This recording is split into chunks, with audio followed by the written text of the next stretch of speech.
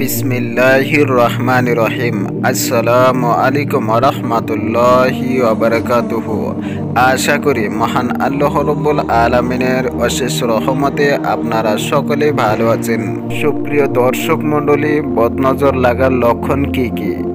বদনজর থেকে বেঁচে থাকার 6 উপায়। তাই ভিডিওটি না টেনে শেষ পর্যন্ত দেখতে থাকুন।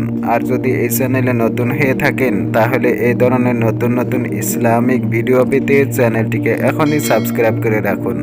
আর যদি ফেসবুক পেজে হয়ে থাকেন তাহলে পেজটিকে ফলো করুন। ওয়াও, কি কিউট বাচ্চাটা! সেই ভাই, সেই যা লাগতেছে না আপনাকে। বাহ, আপনার পাখিটা তো বেশ সুন্দর। প্রিয় দর্শক, এই বলা কথাগুলো আমাদের প্রতিদিনের জীবনে বেশ পরিচিত কিছু কথা।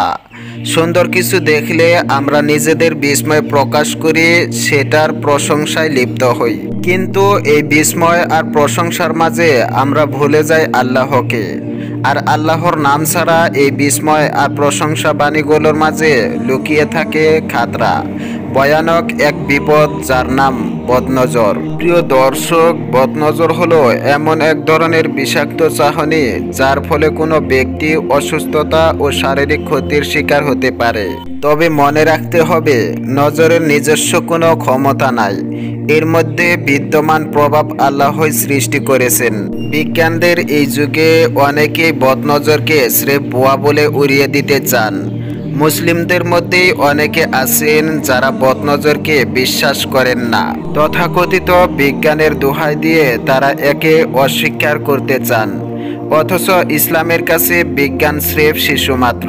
আর সবচেয়ে বড় কথা, বদনজরে বিশ্বাস দিনের অন্তর্ভুক্ত এবং বিষয়ের সত্যায়ন এসেছে রাসূলুল্লাহ সাল্লাল্লাহু আলাইহি ওয়াসাল্লামের পক্ষ থেকে। আরেকটি হাদিসে আছে, রাসূলুল্লাহ সাল্লাল্লাহু আলাইহি ওয়াসাল্লাম বলেছেন, বদনজরের কুপ্রভাব যে কত মারাত্মক হতে পারে সে সম্পর্কে জানতে এই হাদিসটি যথেষ্ট। রাসূলুল্লাহ সাল্লাল্লাহু আলাইহি ওয়াসাল্লাম বলেছেন, বদনজর মানুষকে ঠিক কতখানি আক্রান্ত করতে পারে তার জন্য একটি ঘটনা বর্ণনা করা যাক। সত্য ঘটনা, নববী যুগের ঘটনা। সাহল বিন হুনাইফ রাদিয়াল্লাহু আনহু অত্যন্ত সুদর্শন একজন সাহাবী। একদিন তিনি গোসলের জন্য শরীর থেকে কাপড় খুলেছিলেন। সে সময় আমির বিন রাদিয়াল্লাহু আনহু সেখান দিয়ে যাচ্ছিলেন। সাহল রাদিয়াল্লাহু ছিলেন সুঠামদেহী, সুশ্রীকরণের যুবক। তার সৌন্দর্যে মুগ্ধ হয়ে আমির রাদিয়াল্লাহু আনহু প্রশংসাসূচক কিছু কথা বলেন। এরপরে সাহল রাদিয়াল্লাহু আনহু গুরুতর অসুস্থ হয়ে পড়েন। রাসূলুল্লাহ সাল্লাল্লাহু আলাইহি ওয়াসাল্লামের কাছে এই খবর পৌঁছালে তিনি জানতে চাইলেন সাহাবীরা এই ব্যাপারে কারো নজর লাগার সন্দেহ করেছেন কিনা। তারা তখন আমির রাদিয়াল্লাহু আনহুর কথা বললেন। তখন রাসূলুল্লাহ সাল্লাল্লাহু আলাইহি ওয়াসাল্লাম তাকে ধমকালেন এবং বললেন, যদি কোনো জিনিস ভালো লাগে তবে সে জিনিসের বরকতের দোয়া করবে। তারপর নজরের চিকিৎসা হিসাবে আমির রাদিয়াল্লাহু আনহু ওযু করলেন এবং শরীরের বিভিন্ন অংশ ধুয়ে নিলেন। তার সেই পানি একটি পাত্রে সংরক্ষণ করে সাহল রাদিয়াল্লাহু আনহুর গায়ে ঢেলে দেওয়া হলে তিনি সুস্থ হয়ে উঠলেন। প্রিয় পাঠক, ঘটনাটির দিকে খেয়াল করুন। উভয়েই সাহাবী এবং সাহাবীরা একে অন্যের ব্যাপারে হিংসা পোষণ করবেন কিংবা মন্দ চাইবেন, এটা কল্পনাতীত।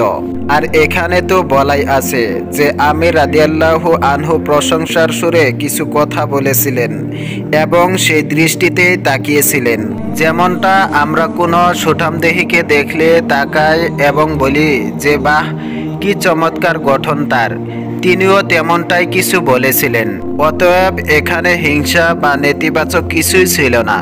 তারপর তিনি ছিলেন বদরি সাহাবী, কিন্তু তবুও প্রশংসাসূচক বাক্যের সাথে আল্লাহর নাম যুক্ত না থাকায় তার মতো মহান ব্যক্তির পক্ষ থেকেও নজর লাগার মতো ঘটনা সংঘটিত হয়ে গেছে এবং ফলাফলটাও ছিল গুরুতর।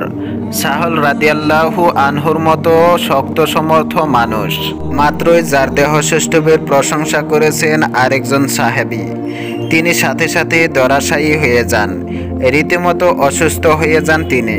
এরকম ঘটনা আশেপাশে অহরহ। জরুরি নয় সব ঘটনাই নজরের ফলে হয়, কিন্তু নজরের খারাপ প্রভাব সত্য এবং এই বিষয়ে আমাদের সতর্ক থাকাটা খুব জরুরি।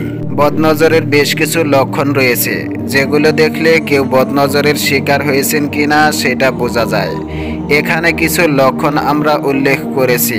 সবকিছু কেমন যেন অবনতির দিকে যাওয়া, ব্রণ, চর্মরোগ ইত্যাদি প্রকোপ বেড়ে যাওয়া, হুট করে স্বাস্থ্য ভেঙে পড়া, কাজে মনোযোগ না বসা, শরীরে অস্থিরতা কাজ করা, ঘন ঘন ভুল করা এবং ভুলে যাওয়া, কাঁধ মাথার উপরে বা পেছনে ভার হয়ে থাকা।